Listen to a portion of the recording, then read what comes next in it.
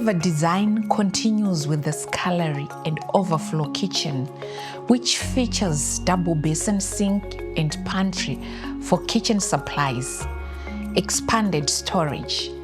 You indeed have taken us through a beautiful experience of this kitchen that you designed for your client. From this curved breakfast nook to this thought-provoking coffee squirrel art piece that I thought was something else, which I'll not mention, to the massive kitchen island with 2 options for stoves. You have created a space that has beautiful lighting that just hugs you and allows for maximum aeration. You even went a step further to create an opening. That double door that leads into the courtyard was a wow factor for me. You managed to create an extended kitchen into the courtyard that allows your clients' visitors to experience the indoors whilst outdoors, and vice versa. I mean, mind-blowing. But I'm thinking, hey, what is a kitchen without a scullery? And you did incorporate one. Please tell us about your scullery. How did you envision it working for your client? Yes. After having designed such a massive kitchen like this, there was need for us to have a scullery space. Yeah. Imagine having cooked for the whole village. Right.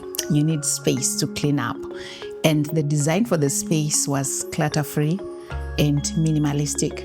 Nothing on the countertops. Right. So after cooking, you need to take all your things to the scullery. We've got a double sink there. Also, I've got a dishwasher there. We also have got a washing machine in the scullery. Yes. So that's why you do all your cleaning for all the dishes, and you just bring them in here to put them in the cabinets. And beside the scullery, from the scullery, we also have got the Pantry. The pantry. Yes, we've got a pantry. If you looked at this design, we do not have a refrigerator or a... I was looking for the deep freezer. Yes. For the meat for those brides. Yes. It's hidden in the pantry. Yes. Wow. And all the food supplies. Tucked away in the pantry. Tucked away in the pantry. You know what? I am really shocked at this point, because here I am thinking it's just a scullery, but then you bring in this whole dimension of a pantry in there as well. Yes. Talk of maximum utilization of space. Indeed. I really feel that you did a good job for your client, and I'm sure she must be enjoying her massive kitchen. It's a timeless design, and the client can't get enough of it.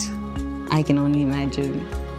Throughout the kitchen, I've aimed to create a sense of flow and harmony, with each element working together to create a space that's both beautiful and functional.